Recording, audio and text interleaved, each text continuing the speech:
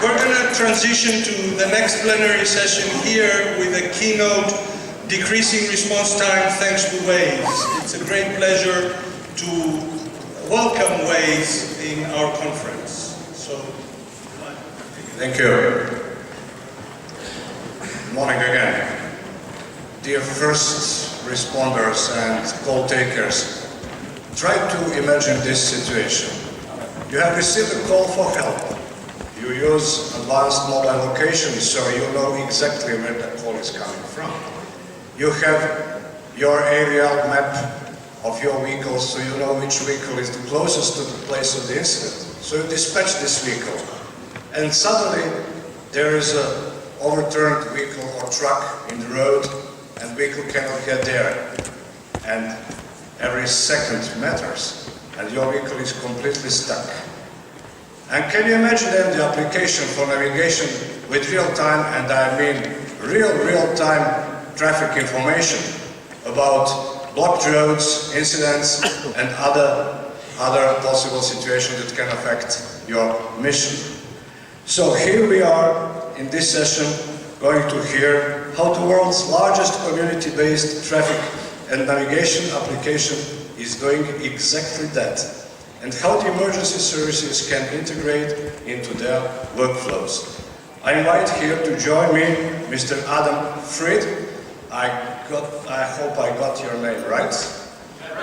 Right, thank you.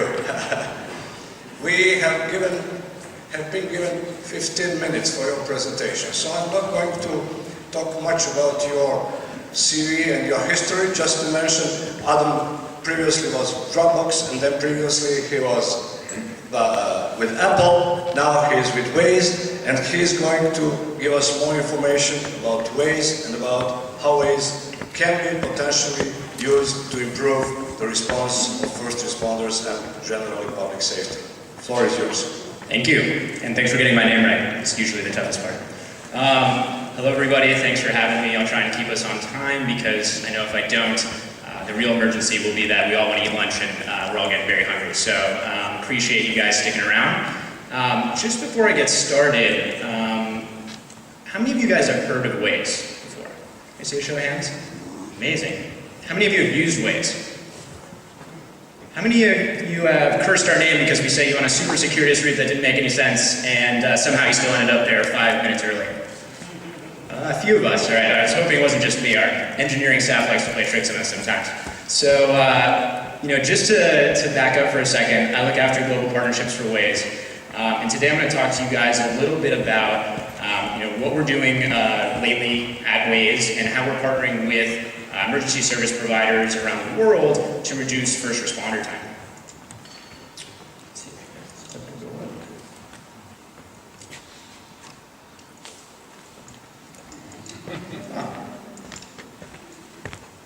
Okay, maybe I'll just do it freehand. I'll probably do.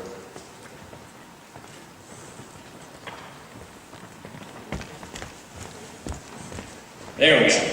All right, so at Waze, if you guys have used Waze before, you may be familiar with a scenario that looks a little bit like this. And that's because our mission is to outsmart traffic together. And we're a crowdsourced traffic and navigation app. And this is hopefully the best case scenario when you use Waze. We built this largest community of drivers around the world that actually are feeding us data on things like crashes, traffic jams, hazards on the road. And that's how we're able to deliver that type of experience where we can route drivers around traffic and help outsmart traffic together as a community. And so as I mentioned, everything is real time. And so as this data is coming in from our users, our routing algorithm updates in real time, and you get efficiently from A to B while avoiding the pesky things like road closures that you may not have otherwise known about, crashes you may not have otherwise known about, and the like. So that's all well and good, and we think we've done a pretty good job of that. But what's more interesting to us now is attacking the root problem, which is instead of outsmarting traffic together, how do we end traffic altogether?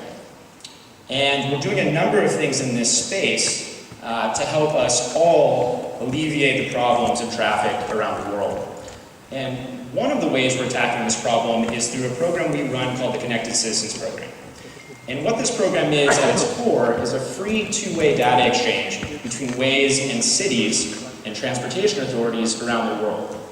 And so what we do is we actually partner with these cities and transportation authorities to allow Waze to become a conduit between their citizens and our users to reach them with real-time, relevant, up-to-date information with things like road closures, construction that may be happening in the area, hazards, all from an official source.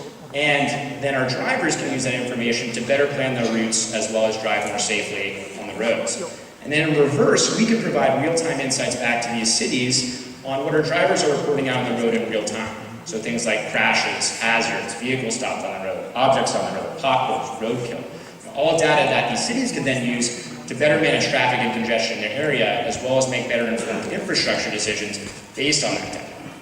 So how are we doing? So we started, a couple of years ago now, just over 2 years ago with 10 partners. And since that time, we've grown to over 250 cities as transportation authority partners around the world. And we're adding about 1 new city per day onto this program. So it's growing very quickly. And I think that's been one of the biggest benefits of the program as well, is that we're building this global community of partners, just like our global community of drivers, where they can share best practices amongst themselves as they build their cities and transportation networks of the future. And just to give you an idea of other cities that are working with us, these are cities like Los Angeles, Mexico City, Rio de Janeiro, Jakarta, Tel Aviv, Rome, Montreal, London, New York City, very, very global and very large cities that are part of this program as well.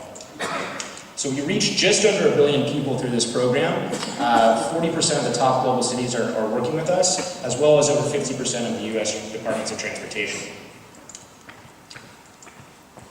Now, that's all well and good when you're working with cities and transportation authorities, but since the program has started, we've expanded into new partners and different types of partners as well that want to work with us. So we now work with emergency responders, which is why I'm here, tollway authorities, police departments, transit agencies, all around the world that want to benefit from our data as well as provide data to Waze drivers.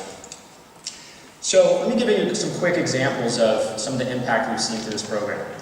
Jakarta, traffic looks like that in Jakarta. I'm not even sure how you move if you're a human being in Jakarta, let alone if you're in some sort of vehicle.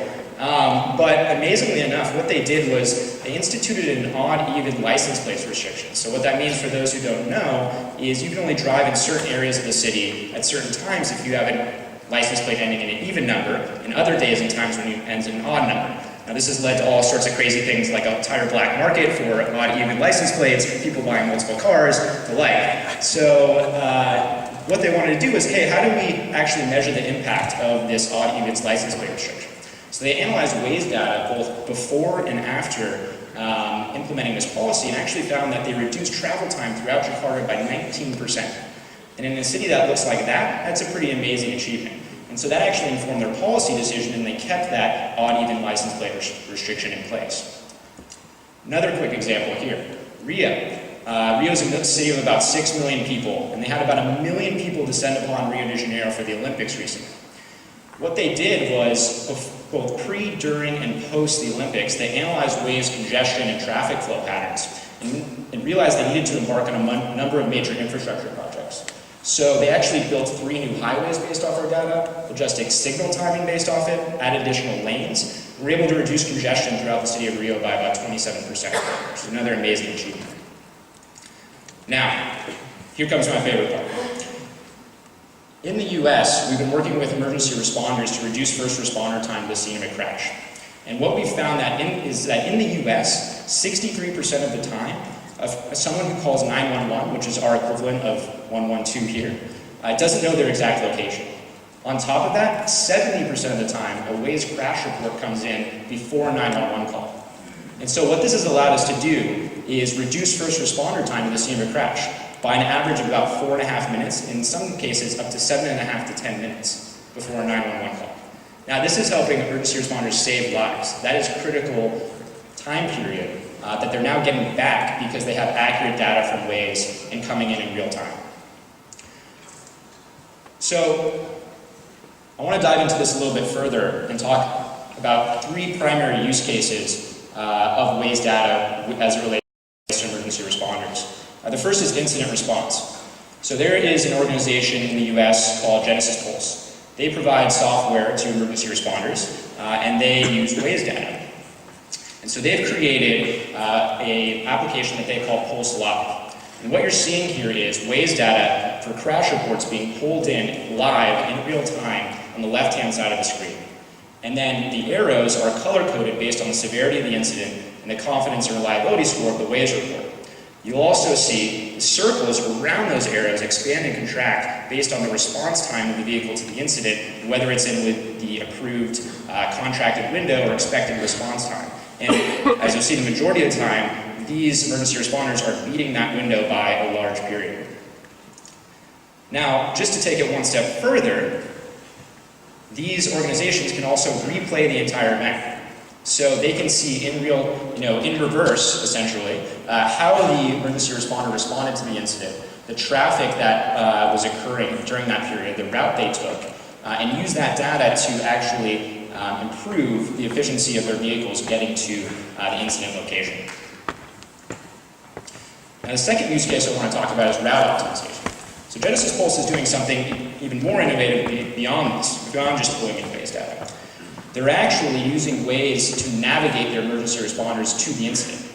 So when emergency responder, first responder, opens this application, they'll get the incident that pops up right in the app, and then they can actually pull in all of the accurate recorded data of the location by Waze into the application, and then start navigating immediately with Waze. And what this allows them to do is use the most real-time, up-to-date information from our traffic data to get there more efficiently.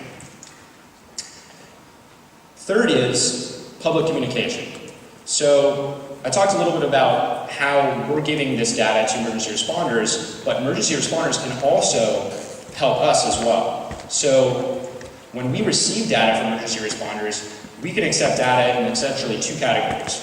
The first is planned events, and the second is real-time events. So a lot of times emergency responders know, for example, closures related to construction projects or holidays or festivals, or if a VIP is in town.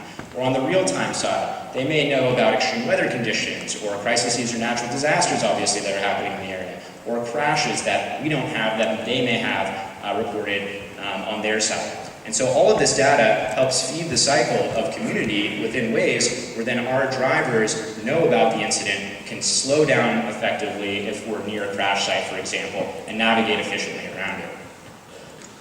So, with that, I want to announce a really exciting partnership at this conference. We are partnering with EENA and specifically with Beta 80 to start to bring these capabilities and the amazing reduction in first response time we're seeing in the US to Europe. And this is the first partnership of its kind across Europe for Waze and emergency responders. We're going to start with 4 pilot test sites, primarily starting in Europe. And it's going to have a full CAD integration, route optimization for emergency responders, and data coming back to Waze. You can see a screenshot of what this looks like, but what you can also do is visit the Beta 80 booth. They have it live right now at booth number 20. Here it's amazing. I haven't even seen it here today yet, but I'm told it is awesome. And you can apply online if you guys want to be a part of this partnership. We're looking for more emergency service providers to work with us. We want to work with you guys. This is very important to us. So feel free to apply online or just reach out to me. My email address is on the screen there. So with that, I just want to say thank you, and any questions, I'm happy to answer.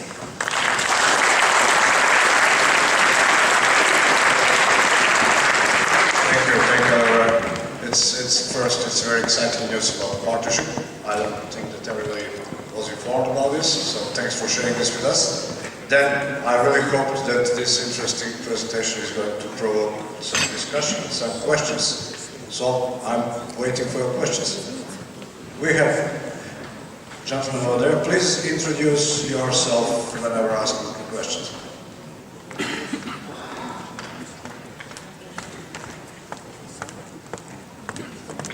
Good morning. Stephen Hines from London Ambulance Service. I use Waze in my personal vehicle all the time. Can you hold the mic? It doesn't work or it's turned off. Is that better? No.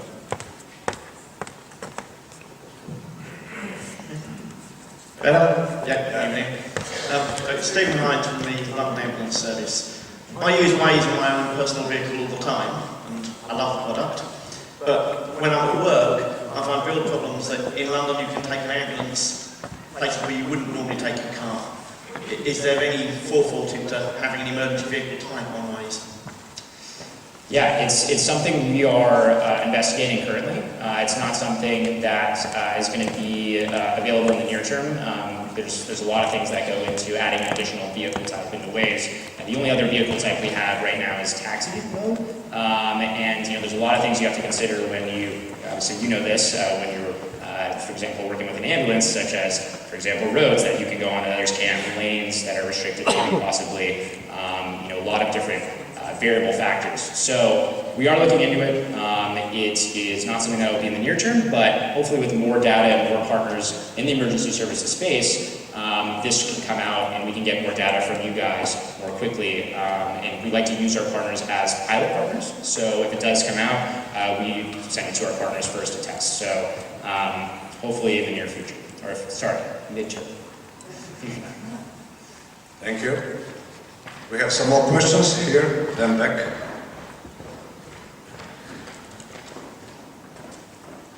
Rokas Gadaras, Lithuania, Seven Technologies. One question, are you planning to take some data directly from the PSAPs about the emergencies on the roads, like car accidents and so on? Sorry, from where? Lithuania. Oh, from Lithuania. To take data from... Yeah, Gotcha. want to centers about the crashes. Yes, absolutely. Yeah, we're looking for that data, and if that data is real time, all the better.